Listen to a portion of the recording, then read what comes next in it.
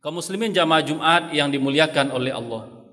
Pada Jumat kali ini, insya Allah, kembali kita akan melanjutkan kisah tentang sahabat-sahabat Nabi. Pada Jumat-Jumat sebelumnya, telah ada 6 orang sahabat yang kita kisahkan. 6 orang sahabat yang kita jadikan sebagai sumber inspirasi. Nabi SAW bersabda seraya memuji para sahabat, "Ashabi kan nujum, bi ayyihi muqtadaitum ihtadaitum." Kata Nabi SAW, sahabat-sahabat saya seperti bintang-bintang yang ada di langit. Bintang bisa dijadikan pedoman, bisa dijadikan sebagai petunjuk. Maka kata Nabi SAW, siapapun yang kalian ikuti, siapapun yang kalian teladani dari sahabat-sahabatku, niscaya kalian akan mendapatkan petunjuk. Pada kesempatan kali ini kita akan membahas sahabat yang ketujuh di antara 10 orang sahabat yang oleh Nabi dijamin akan masuk surga. Beliau adalah sahabat Abdurrahman bin Auf. Secara umum kita mengetahui bahwa sahabat Abdurrahman bin Auf termasuk di antara sahabat as-sabiqunal awwalun, sahabat yang awal-awal masuk Islam. Dikala orang masih melihat sinis agama Islam, Abdurrahman bin Auf ketika itu sudah berislam. Ketika orang masuk Islam dicaci maki oleh orang lain, ketika itu Abdurrahman bin Auf sudah berislam dan begitu pede, begitu komit dengan Islamnya. Bahkan ada yang menyebutkan sahabat Abdurrahman bin Auf adalah orang yang ke-8 masuk Islam. Kita juga membaca bahwa sahabat Abdurrahman bin Auf adalah salah satu dari 6 orang sahabat yang ditunjuk oleh Umar sebagai Dewan Syuro yang akan memilih khalifah sepeninggal Umar bin Khattab. Sahabat yang sangat luar biasa. Pada kesempatan kali ini kita ingin melihat beberapa sisi keteladanan yang mudah-mudahan bisa menjadi inspirasi dalam kehidupan kita dari sahabat Abdurrahman bin Auf. Hal pertama yang ingin kita lihat dari beliau, ketika awal-awal hijrah, Nabi SAW mempersaudarakan sahabat Muhajirin dengan Ansor. Dan kebetulan sahabat Abdurrahman bin Auf Nabi persaudarakan dengan sahabat Sa'ad bin Rabi'. Abdurrahman bin Auf Muhajirin, Sa'ad bin Rabi' dari Ansor. Ketika sudah dipersaudarakan, Sa'ad bin Rabi' berkata kepada Abdurrahman bin Auf, "Engkau tahu wahai Abdurrahman bin Auf, saya termasuk di antara orang Madinah yang banyak harta, yang punya banyak kebun. Wahai Abdurrahman, silakan engkau lihat di antara kebun-kebun saya, mana yang menarik bagi engkau, silakan engkau ambil. Dan saya kebetulan juga punya 2 orang istri. Silakan engkau lihat, kalau kebetulan engkau merasa tertarik, salah satunya saya ceraikan. Setelah masa iddahnya habis, silakan engkau nikahi." Coba kita lihat, apa jawaban Abdurrahman bin Auf kepada Sa'ad bin Rabi'? "Wahai Sa'ad, terima kasih atas tawaran engkau. Semoga keluarga engkau Allah berkahi. Semoga harta-harta yang engkau miliki Allah berkahi. Dullani ala suq, cukup engkau tunjukkan kepada saya di mana pasar berada."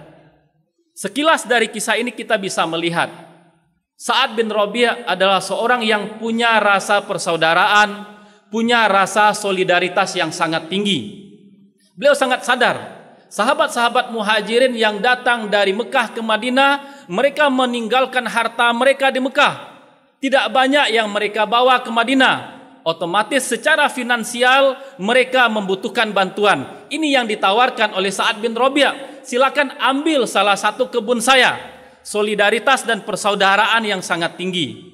Namun dari sisi lain kita melihat Abdurrahman bin Auf, seorang sahabat yang juga sangat menjaga marwah, sangat menjaga harga diri. Beliau ingin menjadi pribadi yang mandiri. Maka beliau mengatakan, "Cukup tunjukkan kepada saya pasar. Silahkan harta engkau untuk engkau, istri engkau untuk engkau.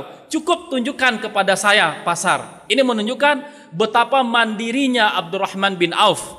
Di sini kita juga bisa mengambil pelajaran bahwa langkah pertama untuk menjadi sukses adalah menjadi pribadi yang mandiri, pribadi yang berdiri di atas kaki sendiri, meskipun di saat itu ada tawaran bantuan dari orang lain. Ini yang diajarkan oleh Abdurrahman bin Auf. Setelah ditunjukkan pasar kepada Abdurrahman bin Auf, beliau pun melakukan aktivitas perdagangan. Beliau membeli, beliau menjual, sampai beliau mendapatkan keuntungan yang banyak dan bisa menabung, menyimpan harta dari keuntungan yang didapat. Yang menarik lagi, dalam waktu dekat beliau menikah, dan mahar yang diberikan kepada istrinya adalah sebuah emas yang beratnya atau yang besarnya sama dengan biji kurma.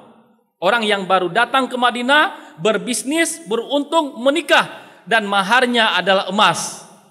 Ketika ada undangan kepada Nabi, Nabi mengatakan kepada Abdurrahman bin Auf, "Aulim walau bisyatin." Adakanlah pesta pernikahan oleh Abdurrahman bin Auf meskipun hanya dengan seekor kambing. Kemudian di hari pernikahan, Nabi berdoa untuk Abdurrahman bin Auf, "Barakallahu laka fi malik." Wahai Abdurrahman bin Auf, semoga Allah berkahi untuk engkau harta yang engkau miliki. Semoga Allah berkahi harta yang engkau dapatkan. Setelah doa dari Nabi SAW, harta Abdurrahman bin Auf terus berkembang. Begitu banyak harta yang dimilikinya. Bahkan Abdurrahman bin Auf sampai-sampai mengatakan seperti ini, "Saya melihat dunia itu yang datang menghampiri saya." Ini katanya, harta itu yang datang kepada saya. Bahkan kalau seandainya saya melihat batu di jalan, batu tersebut saya angkat, saya yakin saya di sana akan mendapatkan emas ataupun perak, kata beliau. Luar biasa, hartanya terus tumbuh, hartanya terus berkembang. Biasanya yang terjadi bagi sebahagian orang, ketika harta bertambah, ketika kekayaan melimpah, mereka biasanya lupa dengan akhirat. Mereka biasanya tergoda dengan dunia. Ketika harta bertambah, kekayaan melimpah, biasanya pintu-pintu kejahatan terbuka. Allah berfirman dalam surat At-Taghabun, "Innama amwalukum wa auladukum fitnah." Sesungguhnya harta kalian dan juga anak-anak kalian fitnah atau ujian bagi kalian. Namun tidak demikian dengan Abdurrahman bin Auf. Harta bertambah, kekayaan melimpah, keimanan beliau terus bertambah, ketakwaan beliau terus meningkat. Manusia yang sangat langka. Kekayaan bertambah, imannya juga bertambah. Kekayaan melimpah, ketakwaannya meningkat. Ketakwaan meningkat, ketaatan juga meningkat. Pribadi yang sangat luar biasa. Beliau tidak terperdaya dengan harta. Beliau tidak terjerumus oleh kekayaan. Buktinya apa? Abdurrahman bin Auf, seorang sahabat yang kaya raya, termasuk salah satu di antara sahabat 10 orang yang dijamin oleh Nabi masuk surga. Artinya apa? Kekayaan tidak menjadi penghalang bagi seseorang masuk surga, asalkan kekayaan bisa dimanfaatkan untuk ketaatan, asalkan kekayaan bisa digunakan untuk berderma, asalkan kekayaan bisa digunakan untuk membantu sesama. Kekayaan akan menjadi jalan menuju surga. Bahkan tidak cukup sampai di sana pujian Nabi kepada Abdurrahman bin Auf. Ibnu Sa'ad dalam kitab beliau Tabaqat Ibnu Sa'ad meriwayatkan, ketika terjadi perang Tabuk, Nabi SAW solat sebagai makmum dan yang menjadi imamnya adalah Abdurrahman bin Auf. Seusai solat Nabi bersabda, "Seorang Nabi tidak akan diwafatkan oleh Allah hingga dia solat di belakang salah seorang laki-laki soleh dari umatnya."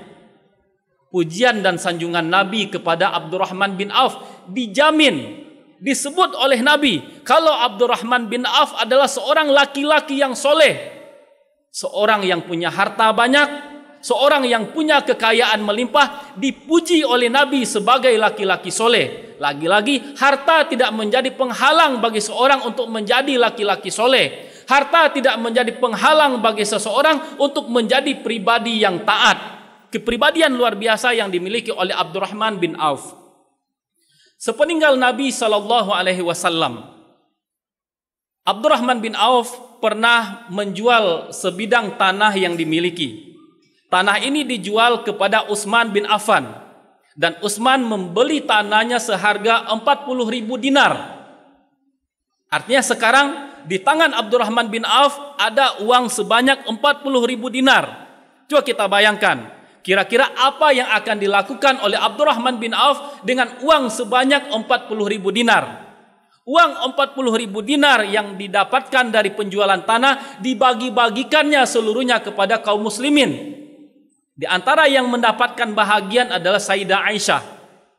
Ketika uang itu dihantarkan oleh pembantu Abdurrahman bin Auf kepada Sayyidah Aisyah mengutip sabda Nabi.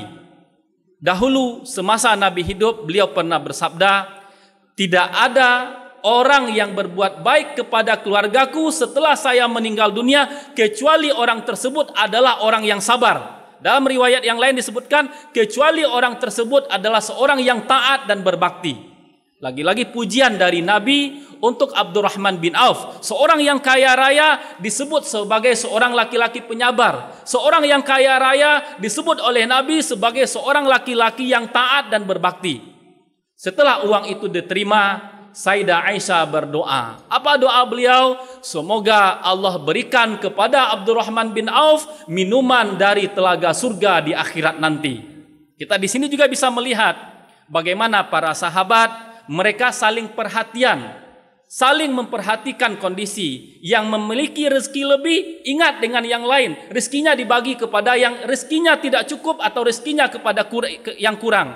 Di sini kita juga bisa melihat Sayyidah Aisyah ketika mendapatkan bantuan dari saudaranya tidak lupa mengucapkan dan mendoakan saudara yang telah membantunya. Ini adab yang sangat baik. Ketika ada yang membantu, ketika ada yang menolong, jangan kita hanya mengucapkan terima kasih saja. Jangan lupa untuk berdoa bagi orang yang telah memberikan bantuan, baik bantuan tenaga ataupun bantuan finansial kepada kita. Kaum muslimin jamaah Jumat yang dimuliakan oleh Allah. Banyak sekali kelebihan-kelebihan yang dimiliki oleh sahabat Abdurrahman bin Auf. Beliau di masa Utsman bin Affan, di saat sedang berpuasa, ketika akan berbuka menjelang maghrib, dihidangkan makanan yang sangat lezat. Ketika makanan lezat hadir di meja makan beliau, tiba-tiba beliau menangis dan meneteskan air mata. Orang-orang heran, kenapa ketika hidangan makanan lezat ada di depan beliau, di meja makan beliau, beliau justru menangis. Ditanya, wahai Abdurrahman bin Auf, kenapa engkau menangis? Beliau menjawab, saya teringat dengan Mus'ab bin Umair yang sudah syahid. Mus'ab bin Umair beliau lebih baik daripada saya. Namun ketika beliau meninggal dunia, hanya ada sehelai kain kafan. Ketika kain kafan tersebut ditutup, dipakai untuk menutup kakinya, kepalanya terbuka. Ketika kain kafan tersebut dipakai untuk menutup kepalanya, kakinya terbuka. Saya teringat dengan Mus'ab. Dan saya juga teringat dengan Hamzah. Hamzah syahid dan Hamzah lebih baik daripada saya. Namun ketika meninggal dunia, kain kafannya tidak cukup. Ditarik untuk menutupi kaki, kepalanya terbuka. Ditarik untuk menutupi kepala, kakinya terbuka. Saya takut, kata beliau. Saya khawatir seandainya Allah bukakan dunia kepada kita, Allah limpahkan kekayaan kepada kita, Allah menyegerakan balasan pahala kita di dunia, takut-takut nanti di akhirat kita tidak mendapatkan apa-apa. Coba kita bayangkan, seorang sahabat yang sudah dijamin oleh Nabi masuk surga, pasti akan masuk surga, namun masih khawatir, namun masih takut seandainya beliau pahalanya disegerakan di dunia sehingga nanti di akhirat tidak mendapatkan apa-apa. Rendah hati yang luar biasa, ketaatan yang luar biasa, tidak merasa diri lebih hebat daripada orang lain, tidak merasa diri lebih bertakwa daripada orang lain. Abdurrahman bin Auf meninggal dunia pada usia 75 tahun. Lagi-lagi ketika akan meninggal dunia, beliau menangis. Beliau mengatakan, saya menangis bukan karena takut meninggalkan dunia, bukan karena sedih meninggalkan harta. Lagi-lagi saya teringat kembali dengan Mus'ab. Lagi-lagi saya teringat kembali dengan Hamzah. Saya takut seandainya pahala kebaikan saya Allah segerakan di dunia, sehingga nanti di akhirat saya tidak mendapatkan apa-apa. Setelah Abdurrahman bin Auf meninggal dunia, beliau disolatkan oleh Utsman bin Affan. Utsman bin Affan yang menjadi imam. Ketika beliau akan dikuburkan, Ali bin Abi Thalib mengatakan, Idhab ibnu Aufin, Idhab ibnu Aufin, pergilah menghadap Allah. Wahai ibnu Auf, Abdurrahman bin Auf, adrakta safwaha wasabakta zaifaha rahimakallah. Engkau telah mendapatkan kebaikan-kebaikan di dunia dan engkau berhasil meninggalkan kejelekan-kejelekannya. Pergilah menghadap Allah, semoga Allah merahmati engkau. Aqulu qauli hadza astaghfirullah li wa lakum lisairil muslimin wal muslimat fa'tabiru ya ulil absar la'allakum turhamun.